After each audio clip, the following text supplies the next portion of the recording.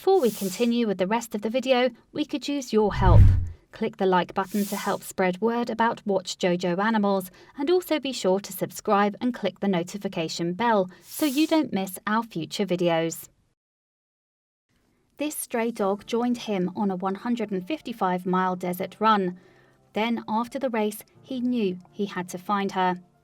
China's annual Gobi March is designed to push runners to their limits.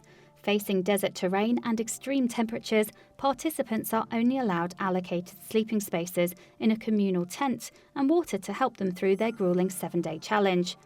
But one runner in the 2016 race received some surprising extra support from a 4-legged stranger.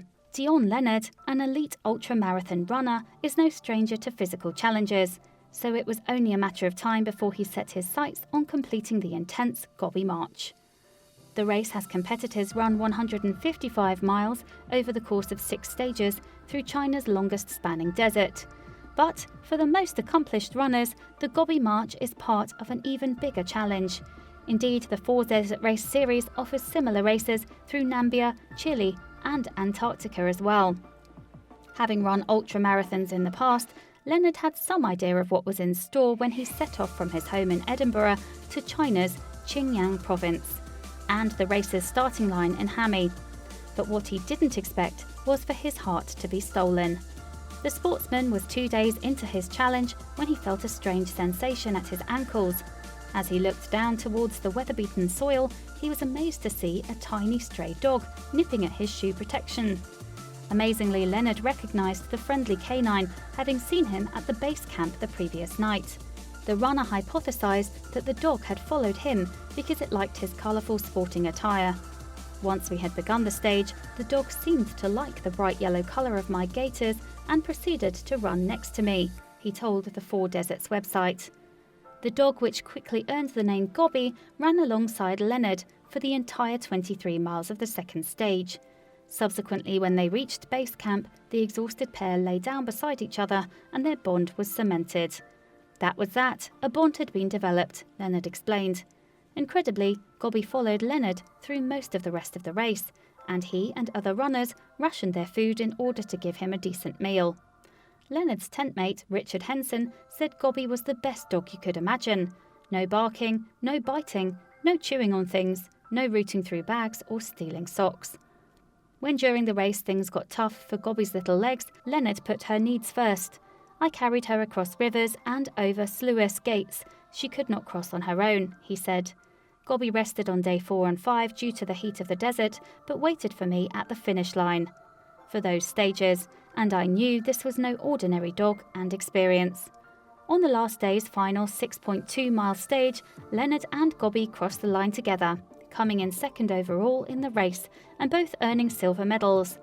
Commenting on the little pooch's achievement, Leonard later said that she showed unique strength and stamina for a little dog to keep up with the runners in such grueling conditions.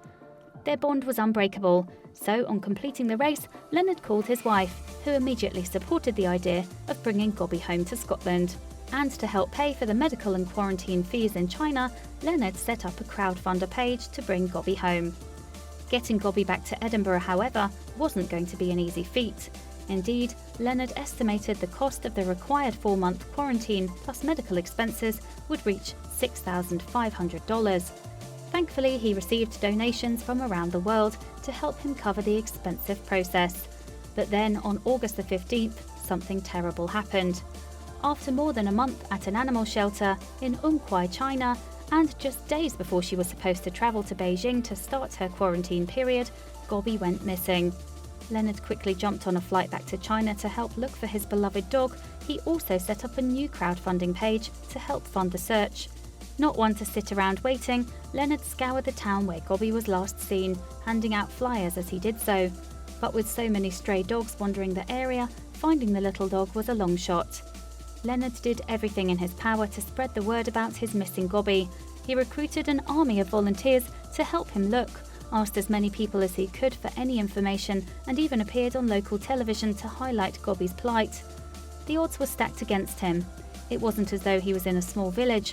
Unkwai has a population of nearly 3 million people, and although hopeful, Leonard admitted that he was dreading having to go back home without his loyal running partner. Then, 10 days into the search, a father and son picked up a dog matching Gobi's description while out walking their own dog in a park. Still, Leonard didn't get his hopes up too much after seeing poorly lit photos of the rescued dog. He had already endured meeting more than one Gobi doppelganger. But incredibly, it was her, and Leonard and Gobi enjoyed an emotional reunion. Gobi spotted me as soon as I walked in, and she started running toward me. Literally, she was running up my leg and jumping all over me and squealing with delight, Leonard told the Washington Post. It was a miracle. After her incredible journey, Gobi is now living out her quarantine period before she can be transported to Leonard and his family in the United Kingdom. She expected to touch down in Scotland at some time in December, giving her and Leonard the best Christmas present either could ever have wished for. Please do not forget to share this video with your friends below. Please do not forget to subscribe and activate the bell to receive everything that is new.